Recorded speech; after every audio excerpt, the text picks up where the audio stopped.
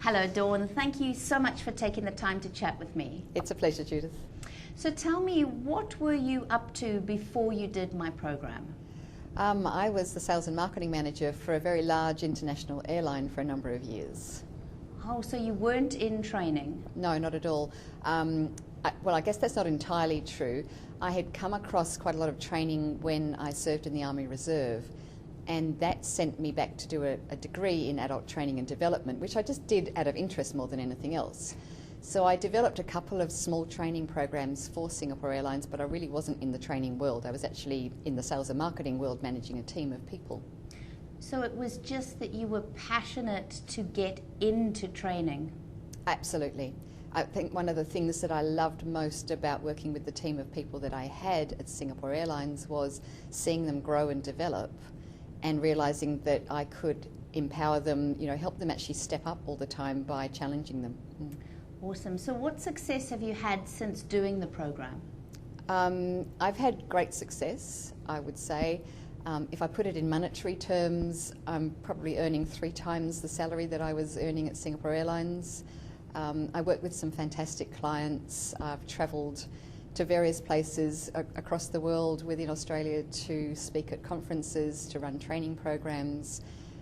So if I measure success in terms of how I feel, I am so much more challenged and so much more stretched than I ever was in my 9-to-5 job.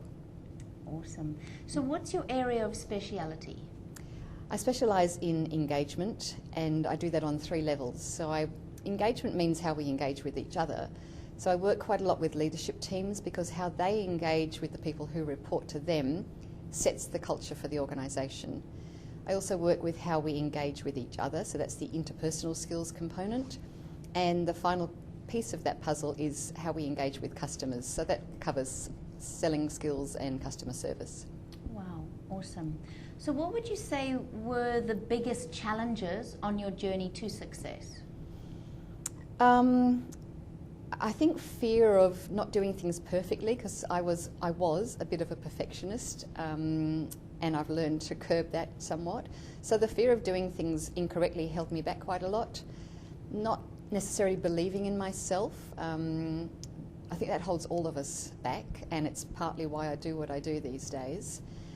And I think not dreaming or thinking big enough sometimes. You tend to, particularly when you've come from a job, you just think of yourself in a certain box. So it's thinking, can I possibly be that big? Oh, I couldn't be. That's for professionals, or that's for the celebrities amongst us.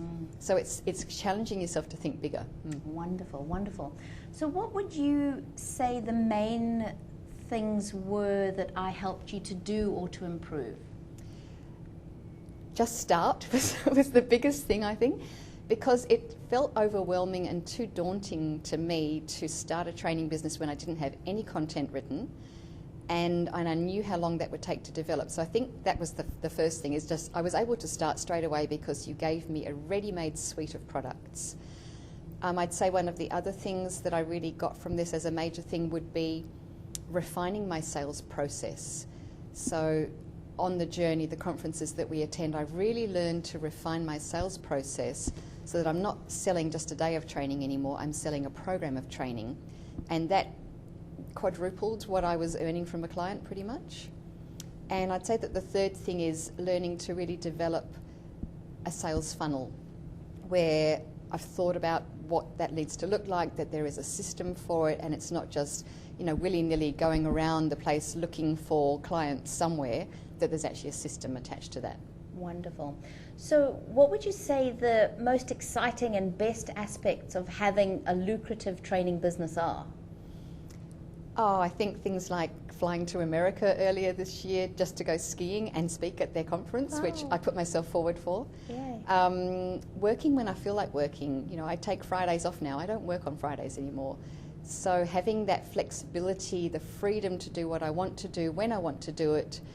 I don't mind working on weekends, I will do that, but then I take time off during the week. So it's living my life the way I want to live my life, and knowing that if I want to take off holidays, then I just block it out in my diary and I'm not available for clients then. Wonderful. So what advice would you give to others just embarking on the Trainer's Ultimate Toolkit?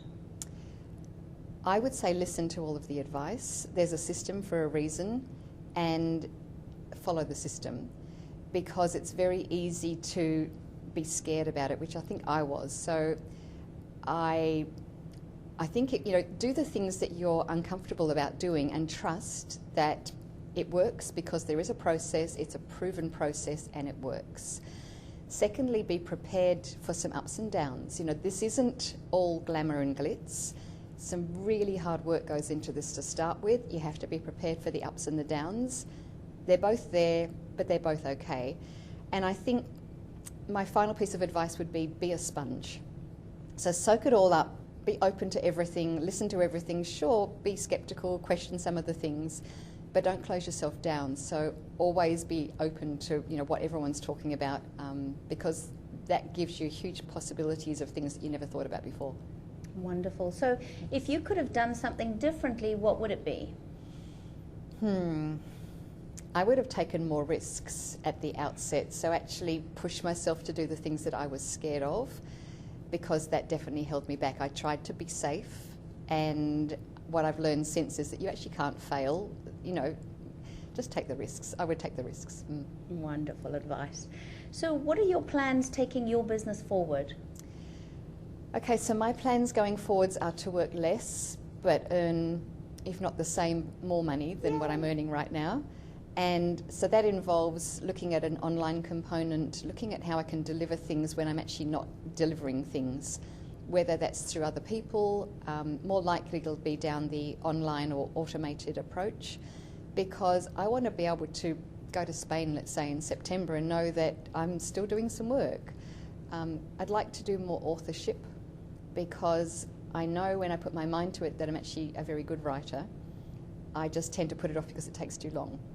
So I think concentrating on building that credibility, building a following, and then being able to use that in product rather than me physically being the product is where I'd like to take the business in the future, as well as that will give me a launch into the international market really strongly as well.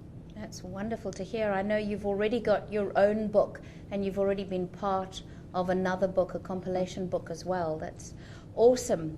So to end, Dawn, can you tell us what your favourite quote or mantra is that you live by? We're all way more capable than we give ourselves credit for, and we just have to tap into that big part of us that we always play down, that we've learned to play down ever since we were at school, where people were knocking us down. So we've got these capabilities that we just don't even know that we have until we push ourselves.